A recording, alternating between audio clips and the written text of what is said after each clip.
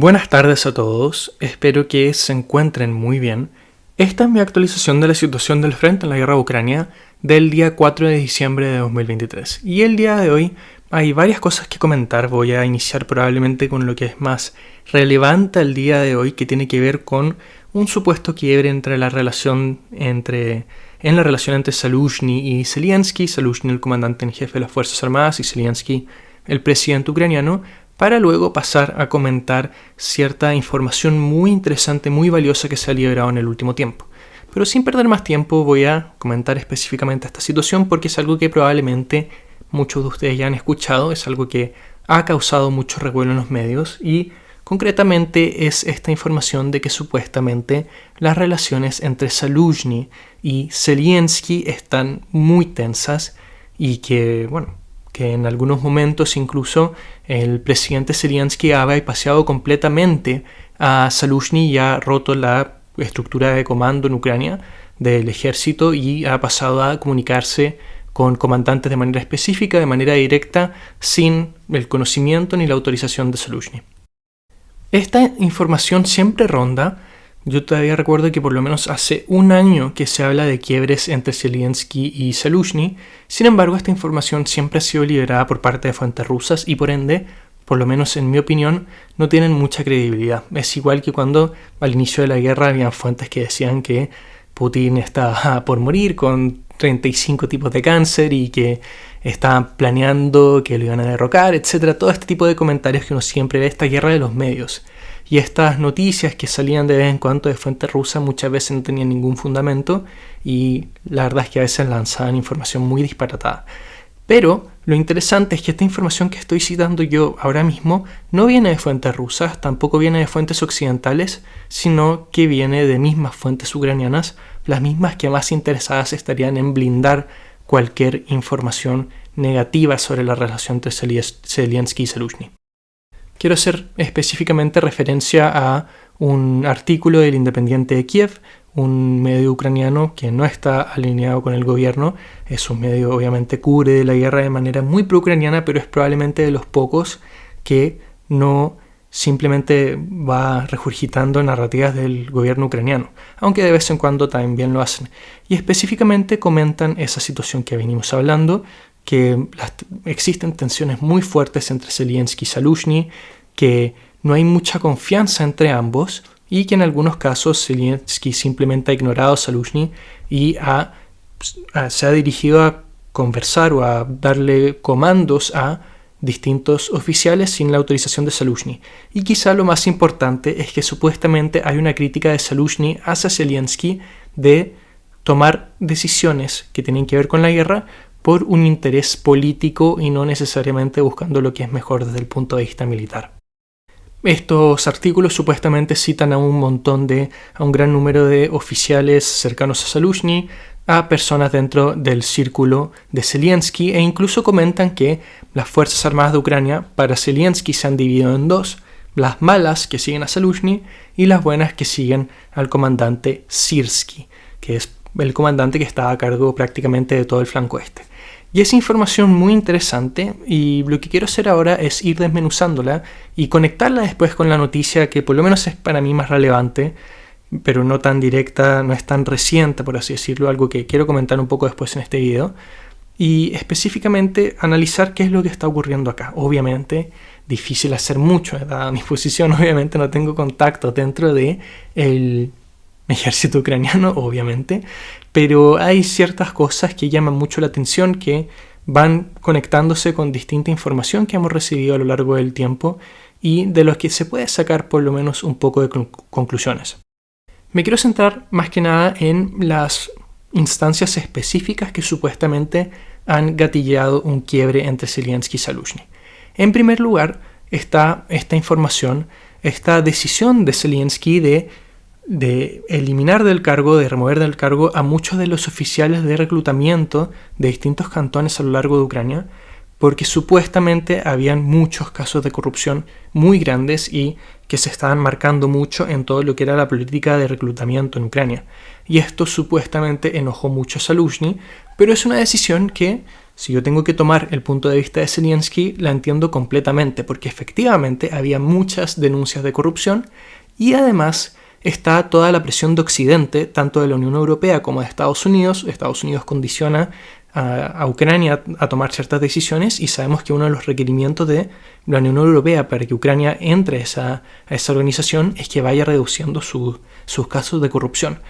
Dado todo esto, era algo, aparte de todo el cargo político que hace todo esto de tanta corrupción, cuando hay, no sé, imagínense una madre que tiene a su hijo luchando en el frente y fallece o lo que sea, pero hay un montón de gente que pagó simplemente para no ser reclutado, pagó de manera ilegal.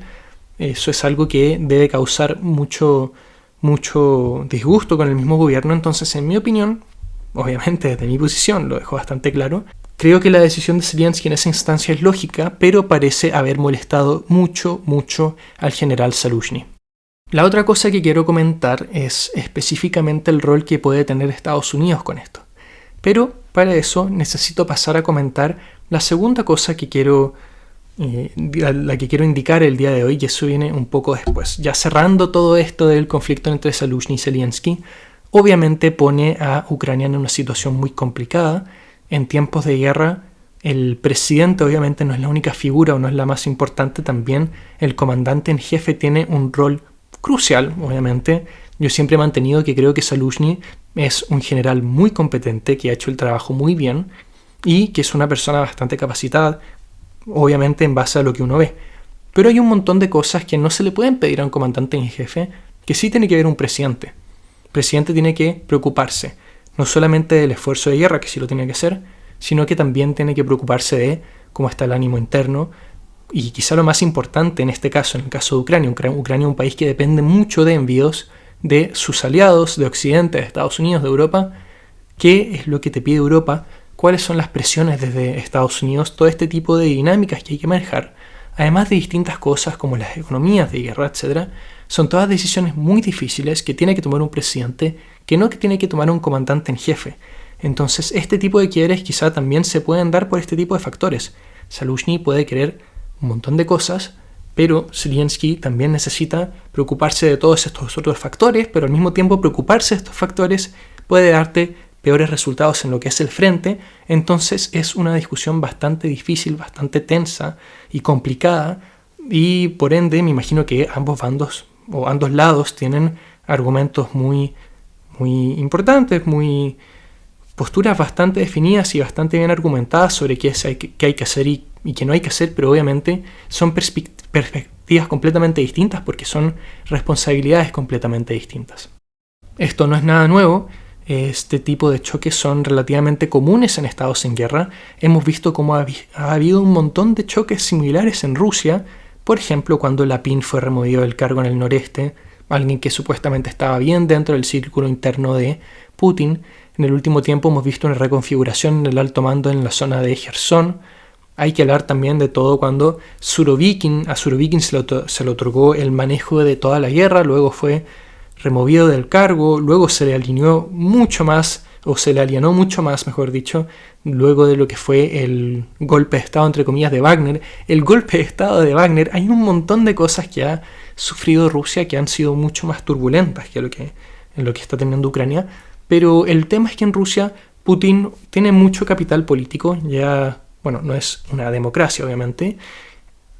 Ucrania tampoco es una democracia perfecta, tiene un montón de problemas, pero Putin tiene mucho más control sobre su país que lo que tiene Zelensky, no solamente de las instituciones en términos de tener aliados en los distintos puntos vitales, sino que también el hecho de quién tiene más apoyo de la gente. Entonces todos estos factores hacen que por lo menos Putin haya podido sobrevivir a todas estas repercusiones de lo que es la guerra, todos los cambios de alto mando, y Zelensky habrá que ver si lo hace.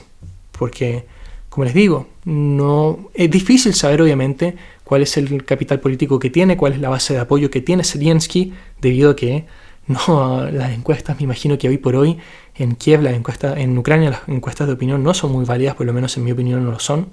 Obviamente un estado en guerra no va a mostrar mucha información que revele mucha disidencia, pero va a ser algo difícil, especialmente si es que es tan marcada esa un lado pro Zelensky, un lado anti o malo para Zelensky, entre comillas, como lo citaba el artículo.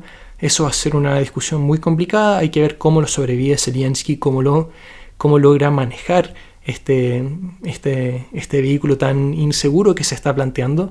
Y hay que ver cómo se desarrolla toda esta situación, si es que Zelensky pierde el cargo o si es que simplemente toda esta información está siendo hiper exagerada, etcétera, etcétera. Eso todavía está por verse.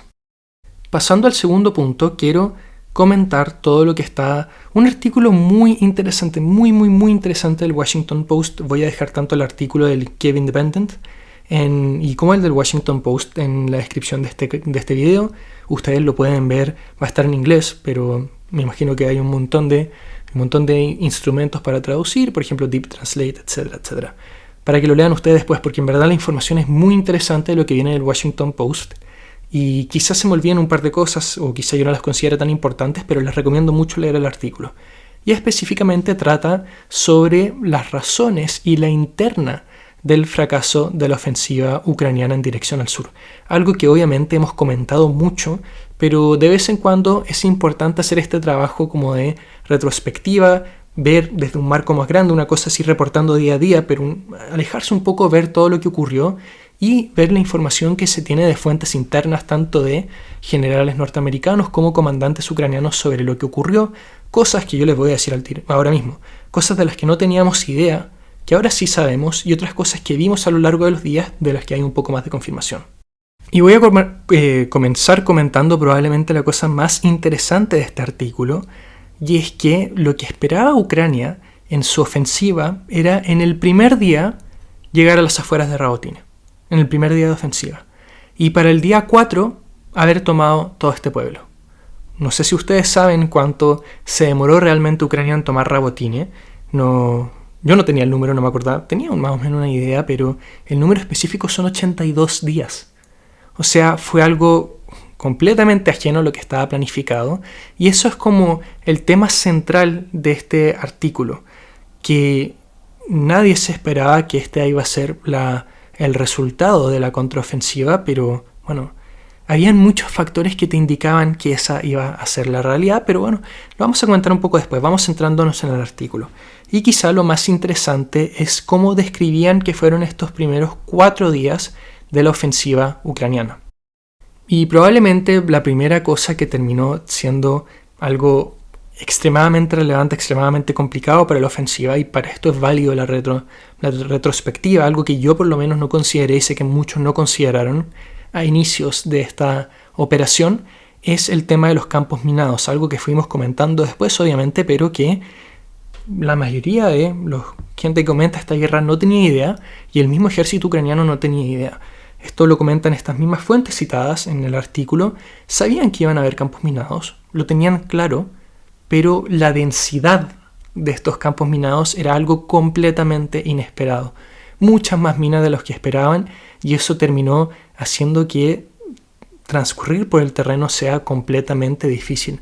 Y se describe algo que nosotros describimos en su momento, que había mucho registro visual, de la poca preparación muchas veces de estas brigadas, especialmente en el sentido de preparación en combate real. Claro, estas brigadas que fueron entrenadas en Alemania, en otras partes de Europa, con vehículos alemanes como los Marder o como los Leopards, o incluso con vehículos Bradley, estas se prepararon en zonas, tranquilas, sin estos extensos campos minados, obviamente, sin esta presión de la guerra. De hecho, este artículo comenta que el 70% de las tropas preparadas para la contraofensiva ucraniana, o ofensiva realmente en el sur, no tenían ningún tipo de experiencia en guerra, lo cual es extremadamente malo, es una muy mala idea, porque lo hemos visto en esta guerra, y bueno, en la guerra en general hay muchas cosas a las que son imposible prepararte. Y comentaba este mismo artículo, algo que vimos un montón de veces, que los vehículos cuando eran alcanzados, por ejemplo el primer vehículo de una columna, el resto entraba en pánico, no podían manejar hacia el frente porque obviamente tenías este vehículo al frente que estaba destruido, se iban hacia los lados y luego pisaban campos minados y había un montón de pérdidas importantes. Esto la verdad es que se vio un montón de veces, y a pesar de que el artículo no lo dice de manera específica, Probablemente el caso, ¿cuál fue la razón de todo aquello? Bueno, tropas sin preparación en combate real entraron en pánico y terminaron causando ese tipo de bajas. Otro factor importante que tampoco anticipamos y que mucha gente no anticipó es el rol de los drones, que cada vez como que iba creciendo la importancia de los drones a lo largo de la guerra, pero durante esta ofensiva se vio como los rusos empezaron a usar los drones de manera así tremenda. Ucrania también los utilizó especialmente para atacar distintos puntos defensivos, pero el tema es que los drones han sido extremadamente efectivos para evitar que vehículos puedan alcanzar. Muchas veces drones que valen menos de $1.000 pueden inutilizar vehículos de millones de dólares, y esto algo que cito del mismo artículo, y lo hemos visto tanto en la ofensiva ucraniana acá al sur como en la ofensiva rusa en la zona de Avdiivka. Y el mismo artículo cita que los vehículos de desminado ucranianos eran comúnmente el primer vehículo que se acercaba a las zonas del frente para obviamente ir eliminando todas estas minas, pero apenas los detectaban, los destruían. Y este artículo dice que en los primeros días de la ofensiva, como el 60%, alrededor del 60% de estos vehículos habían sido inutilizados o destruidos. O sea, ¿cuáles iban a ser las posibilidades en los próximos días de que Ucrania iba a poder seguir avanzando de esta manera con ataques grandes si es que no habían vehículos de desminado? Bueno, la verdad es que parece ser que el alto mando ucraniano tomó la conclusión de que avanzar en esas condiciones iba a ser extremadamente difícil, lo que llevó a un cambio radical en cómo Ucrania iba a llevar su ofensiva. Y es algo que comentamos mucho cuando ocurrió, pero también sirve tener estas confirmaciones desde la interna, algo te sustenta un poco la información que teníamos, y es que se cambió esta estrategia de pequeños grupos de infantería y pequeños grupos de vehículos en vez de grandes grupos lanzando ataques. Y eso le trajo un poco más de efectividad a Ucrania. Vimos mayores avances, avances lentos, pero más avances y con pérdidas menores. ¿Cuál es el problema? Que acá Ucrania no tenía ese tiempo para lanzar este tipo de operaciones, y así fue como en los primeros días de la ofensiva cambia radicalmente la estrategia, se ahorran vehículos, se ahorran vidas, pero cambian a esta estrategia más lenta que llevó a Ucrania a tomar Rabotine, pero no mucho más. Por eso es que Rabotine finalmente es tomada en 82 días, y todos estos objetivos de llegar a Melitopol, de llegar a Berdiansk, de llegar a distintas zonas del frente, incluso Mariupol, llegar al Mar de Azov, llegar a Crimea, no se pudieron dar. No existió este quiebre en el frente inicial que esperaba Ucrania, y luego tampoco existió, cuando se cambió esta táctica de ataques más limitados, bueno, ya estaba un poco escrito sobre la pared cuál iba a ser el destino de toda esta ofensiva, y es que era imposible que llegara a sus objetivos iniciales. Y eso es algo que causó muchas repercusiones dentro de Ucrania, y especialmente entre las relaciones de Estados Unidos y Ucrania. Porque, como cita este artículo, Mark Milley de Estados Unidos criticó un montón de veces a Zaluzhny, le decía qué está haciendo, qué es lo que está haciendo, y Zaluzhny respondía con algo bastante válido. No nos dieron lo que necesitamos para esta ofensiva. Estos vehículos, los tanques y todos estos vehículos que se entregaron a Ucrania eran muy útiles. Pero hace un año, cuando Ucrania lanzó sus ofensivas hacia Kharkov, hacia Kherson, y capturó todo este territorio con quiebres muy rápidos y muy fuertes, aprovechando esta ventaja numérica que tenían sobre los rusos, ahí donde estos tanques hubieran sido bastante útiles. Pero en la situación de la ofensiva que estaba lanzando Ucrania ahora, con todos estos campos minados, con la dinámica de drones, con la ventaja en artillería de Rusia, con la paridad en números que había en ese momento y con estas extensas fortificaciones, lo que necesitaba Ucrania eran otras cosas, como aviones, como misiles de largo alcance, y simplemente no fueron entregadas. Entonces la respuesta a Zaluzhny era más o menos eso. No voy a lanzar esta ofensiva arriesgando miles de vidas, no la voy a continuar de la manera que ustedes esperaban, porque no va a llevar a ninguna parte, no lo vamos a lograr penetrar y vamos a desgastar completamente nuestro potencial, nuestro arsenal, etcétera, etcétera. Y eso, al parecer, causó un choque muy fuerte entre autoridades ucranianas y autoridades estadounidenses que se culpan mutuamente de los errores de esta ofensiva. Por un lado, Estados Unidos culpa a Ucrania de seguir pegados en estas estrategias soviéticas, y por otro lado lo que dice Ucrania es que Estados Unidos y los aliados occidentales tampoco tienen ni idea de lo que es combatir una guerra en esta escala, no tienen ni idea de lo que es pasar por estos extensos campos minados, la cantidad de artillería que utiliza Rusia, la cantidad de drones y las cosas que realmente se necesitan. Y personalmente encuentro que ese es un punto muy válido, especialmente todo el tema de drones. El uso de drones tan masivo como, si no me equivoco, la primera guerra a gran escala, en Nagorno-Karabaj se vio en 2020 el uso de drones, pero no a la escala que se ve acá, ni en la guerra tampoco era de esa escala. No se ve esta cantidad de drones, son elementos que realmente están cambiando el frente. Y esto es algo que al parecer Estados Unidos no tenía preparado para lo que era la ofensiva ucraniana. Eso, sumado a los campos minados, es lo que más critica Ucrania a Estados Unidos, de lo que no entendían y de lo que siguen sin entender sobre toda esta operación.